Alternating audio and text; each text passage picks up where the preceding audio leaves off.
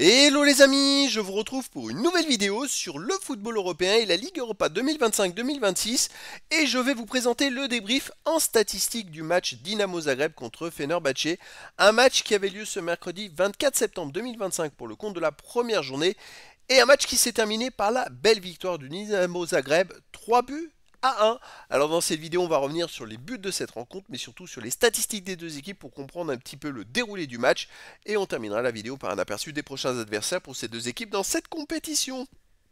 Alors une victoire 3-1 qui a démarré dès la 21e minute grâce à un but de Beljo pour le Dynamo Zagreb, mais Fenerbahçe égalisé 5 minutes après, 4 minutes après par Zimanski à la 25e.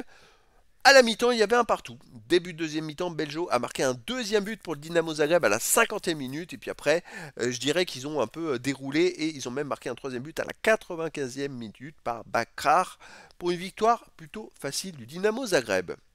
Alors au niveau des statistiques, il y a eu 1,45 XG expecting goals à 0,17 pour le Dynamo Zagreb. Alors 0,17 d'XG, c'est très faible, marquer un but dans ces conditions, c'est hallucinant. Et après voilà, 1,45 pour marquer 3 buts côté Dynamo Zagreb, c'est plus qu'efficace. Mais voilà, c'est en termes de buts attendus, c'est le Dynamo Zagreb qui était le plus fort. Les possessions de balles, alors 58,3% de possession à 41,7 pour Fenerbahçe, 531 passes tentées à 378, 443 passes réussies à 296, 83,4% à 78,3% de passes réussies. Quand même collectivement, bonne domination de la part de Fenerbahçe. Mais 9 occasions à 4 pour Dynamo Zagreb, 11 tirs à 6 pour Dynamo Zagreb, 3 tirs cadrés à 2 seulement pour Dynamo Zagreb, 4 tirs contrés à 2 pour le Dynamo Zagreb, pas de poteau, un hors-jeu partout. C'est-à-dire que le Dynamo Zagreb a cadré 3 tirs, ils ont mis 3 buts. C'est quand même assez exceptionnel comme statistique.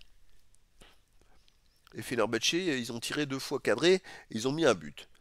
Alors au niveau des autres stats, 6 corners à 5 pour Fenerbahçe, 25 centres à 18 pour Fenerbahçe, 13 interceptions à 7 pour Fenerbahçe, 23 tacles à 15 pour Dynamo Zagreb, 61 duels gagnés à 31 pour le Dynamo Zagreb, un arrêt à 0 pour le Dynamo. C'est 8 fautes à 7 pour Fenerbahçe, 3 jaunes à 2 pour Fenerbahçe, pas de rouge. Voilà, il y a eu des stats quand même en faveur de Fenerbahçe, mais c'est pas des stats qui ont influencé grandement le résultat final. Moi je pense que le Dynamo Zagreb était beaucoup plus fort. Alors, et puis en plus Fenerbahçe fait des énormes erreurs défensives. Il va falloir voir comment ils essayent de se rattraper dans les prochaines rencontres. Et justement, prochaine rencontre, le 2 octobre à 21h pour le Dynamo Zagreb, ce sera au Maccabi Tel Aviv. Et pour Fenerbahçe, ce sera le 2 octobre à 18h45 à domicile contre Nice. Et donc, c'était le débrief en statistique du match Dynamo Zagreb contre Fenerbahçe.